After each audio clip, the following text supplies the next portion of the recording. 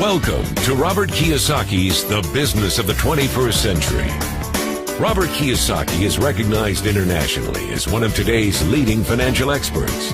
The author of the best-selling Rich Dad, Poor Dad, his books have been translated into 51 languages in 109 countries and sold more than 28 million copies worldwide. Robert has spent his life educating people on how to attain financial freedom. Now, through this special video presentation, he explains why network marketing is indeed the business of the 21st century and how you can take advantage of its opportunities to create the life you desire. The next thing I want to cover with you is one of the most important lessons my rich dad gave me, and it was called the cash flow quadrant. And what my rich dad explained to me is that there's four people in business. One are E's, employees. S stands for small business, self-employed, or specialist. B stands for big business, and I stands for investor. And the thing of note here is that most people who go to school are programmed for the E and the S side. For example, it was my poor dad who always said to me, son, go to school so you can get a nice, safe, secure job. And so my poor dad wanted me to be an employee. And since the time I was a kid, get a safe, secure job, steady paycheck, and benefits. Okay? I didn't want to be an employee. And I said, Mom and Dad, I want to be a rich man. And I'd fight with my dad. So my mother finally said, son, if you want to be rich, my mother was a registered nurse. And she said, if you want to be rich, the richest people I know are doctors. So my mom wanted me to come over here, be a specialist or a small business person. I said, there's only one problem with that, Mom. Doctors are really smart. And she says, you got a good point there. I'm not going to be a doctor. So I went to school. I have a Bachelor of Science degree. I can drive ships and I can fly planes. I flew for the Marine Corps. But I've never used any of that education because I wanted to become a business owner. So it was my rich dad who basically said to me, become a business owner and learn to be a professional investor.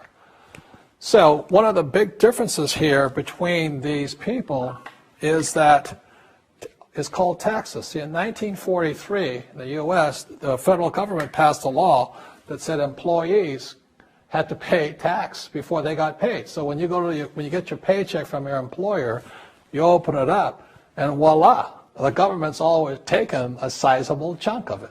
And the harder you work and the more money you make, the more money they take from you. So that's why it's not that good to be an employee, because you can never get ahead, because the more you work, more money you make, the greater they pay in taxes.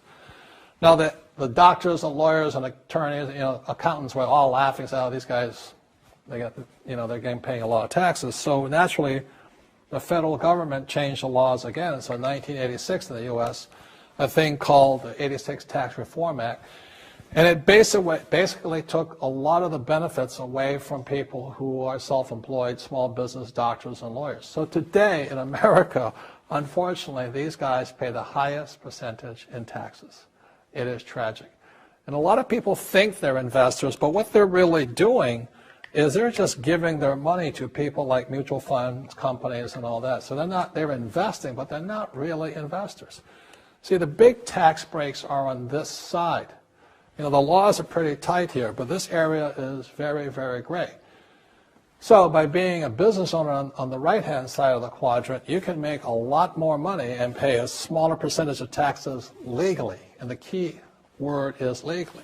In the investor quadrant, it is possible to make millions of dollars and pay 0% taxes legally. But you've got to know the difference. So one of the beauties of business for the 21st century is it allows people to make the transition from the E and the S side to the B side especially. And so you can become a big business owner. And the difference between S and a B, small business and big business, is most of these guys can't quit working. Most small business owners, if they stop working for more than a month, the business collapses. They don't really have a business. Most of these people own a job. So the beauty of business for the 21st century, it allows these people to make the transition to the B side so that you don't have to keep working hard for money, and the money can actually come in passively. Then once you have your business up and running, then I always recommend you then begin investing with your excess cash, paying less and less in taxes. And that's the reason the rich are getting richer.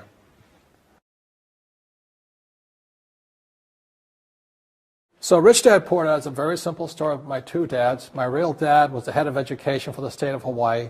Great guy, PhD, like I said, head of education, smart guy, but he also ran for lieutenant governor of the state of Hawaii as a Republican. Unfortunately, he lost, and he ultimately died poor, so that's why I call him my poor dad. My rich dad, on the other hand, didn't finish school, but he ultimately became one of the richest men in Hawaii. So he was my best friend's father, and starting when I was just the age of 9, my rich dad began teaching me about money and business and why the rich are getting richer and why there's this big gap between the rich and everybody else today. So Rich Dad is a very simple, true story about two fathers, Rich Dad and Poor Dad, tell their two sons about money. And it was my poor dad always said, go to school, get a job, work hard, and all that stuff.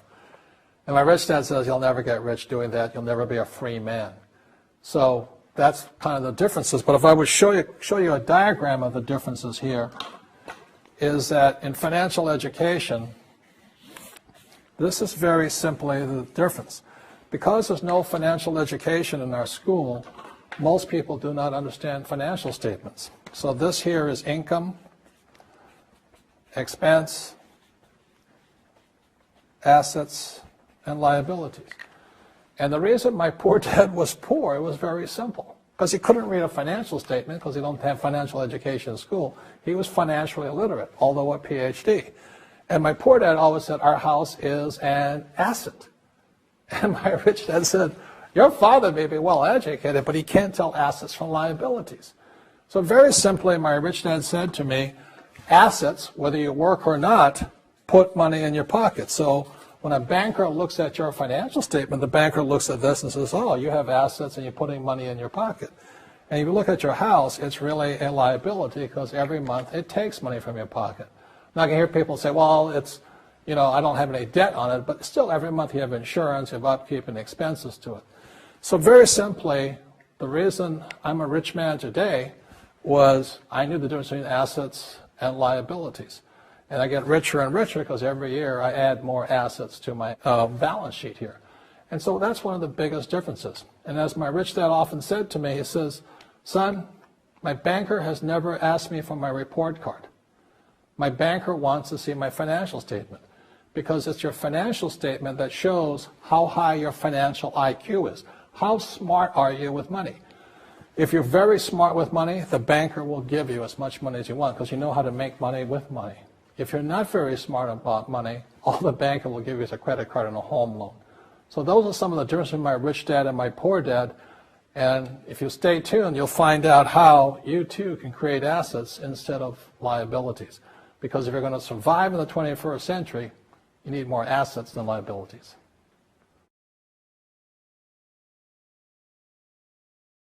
As an entrepreneur, I have built many businesses from scratch.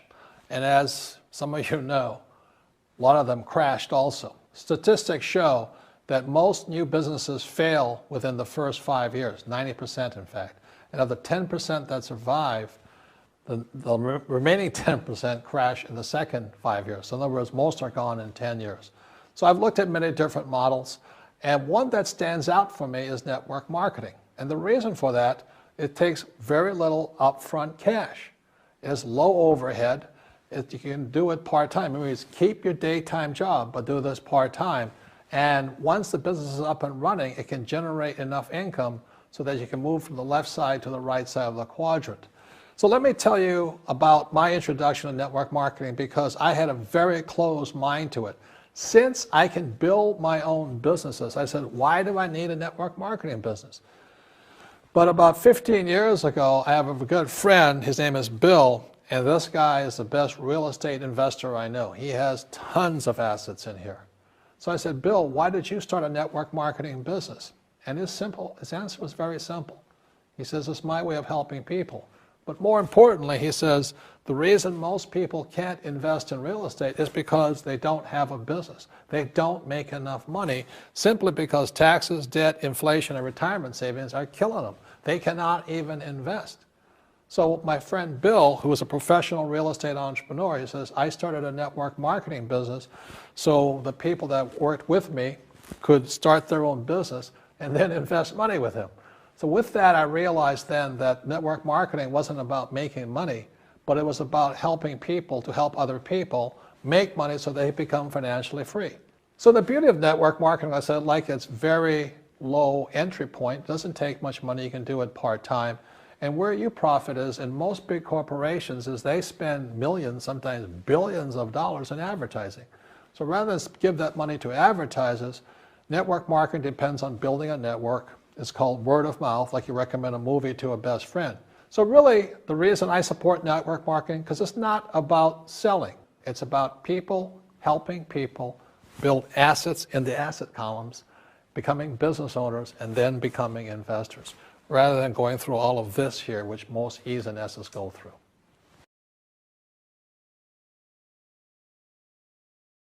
As you know, with this financial crisis, it is the E's and S's who are getting crushed. These people are competing with people in China and India for jobs, or Eastern Europe and things like this. So the idea of working hard to make more money is absolutely ridiculous. Plus taxes are just nailing these guys, plus inflation. So the business for the 21st century is designed to take people from this side to this side. Let me explain some of the differences between small business owners and these guys. These guys here work for money. They work hard, they make more money, they get taxed. And the difference between the B quadrant people and I quadrant people is they build assets. So, rule number one is entrepreneurs make things happen, but they make different things happen. Instead of working for money, they work hard to build assets. So point two, it takes courage to be on the B and the I side. See, these guys here want a steady paycheck. They want to get paid today. But the big difference and why it takes courage is these guys, it takes time to build an asset. But most importantly, point three, for true entrepreneurs who build assets, it'll bring freedom. Now, one of the problems with this area, as you know, it takes capital. In other words, it takes a lot of money to buy some of these apartment buildings, to build a business and things like this. But there is a way. There is a way to do it with very little capital, and that's what I'm here to talk to you about. It's about a business for the 21st century.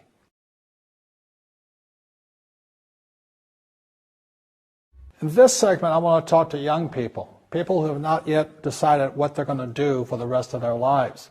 You know, maybe you're in school or about to get in school or whatever you're going to do. But as I said, it was my poor dad always said, go to schools and get a safe, secure job. Unfortunately, in this financial crisis, many young people are coming out of school deep in college debt or college loans, and they can't find a job. I saw some stats that for young men 18 to like 25, if you're white, 19% of them are not finding jobs, even if they have a college degree. And for African Americans between 19 and about 25, 30% of them can't find a job. So my message to you is this, is wake up. Right now, before you get a job, before you get trapped in the corporate world or trying to climb the corporate ladder and make other people happy, and they don't really care about you because they're only here to invest for these guys only want for the investors, you know. You got to make a decision. And it was in 1974 when I came back from Vietnam. Again, I said, it was my poor dad. I said, go back to school, get my master's degree, and get my PhD. And I wind up just like him, desperate, out of money, not afraid of the real world.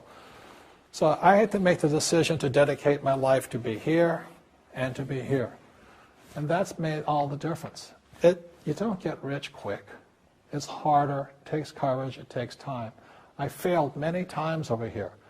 But in 1974, I said I was going to dedicate my life to stay on this side, on the right side, on the B and the I side, and never go back to this way. So even when I was flat broke, when my businesses failed, I didn't go back here. I thought about it. And unfortunately, when I still go back home to Hawaii, I meet some of my uncles and aunts, and they still say the same thing to me. They go, have you got a job yet? I said, no, I don't. They go, oh, too bad. It's so bad you're unemployed. The point here is they can't see it. So these guys, all they know is job security. They don't know what freedom and having a lot of money is. All they know is living below their means, struggling, paying taxes, trying to save money. So I recommend to you, start your own business. Start now. Practice. It takes time. You will make mistakes. But it's one of the best experiences because if you're successful and you persevere and you're determined, you will find a freedom and an abundance of wealth these people will never know. In this section, I want to talk to you about a different kind of quadrant. Years ago, I found out there was 4 kinds of people in the world. You know, one type are people who must be right. These people know all the right answers. They went to school, they know everything. You can't tell them anything. This is not a good business for them because their minds are too set. Another kind of person is a person who must be comfortable. You know, the house could be on fire, but they're still watching TV, eating a hot dog, watching what's going on in the world. These people are toast because the world economy is not coming back. The world economy has moved on. And people who need to be comfortable will probably be left behind. So the people who need to be comfortable, you probably shouldn't talk to them because you only make them uncomfortable. And they're probably not going to make the move because number 1 priority is being comfortable. Another kind of person is a person who must be liked. You know, they want to please everybody.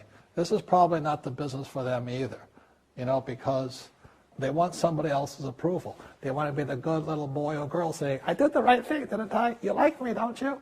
And so they'll probably not be successful in the 21st century because they'll probably want to be liked by people who have to be right. And people want to be comfortable. All right, good, be comfortable. All right, you're very right. You know, that's probably being liked. But the business for the people of the 21st century are people who must win. And that's where I am at. One of the best things I was taught in the Marine Corps and at military school is not how many times you get knocked down, it's how many times you stand up. When somebody knocks you back, what do? Oh, you hurt my feelings. You'll probably not be successful. The world will probably pass you by. Because as I said, the world economy is moved on. It's not coming back. So winners will win, but winning takes sacrifice. Success takes sacrifice. And these are the people who will do best in business of the 21st century.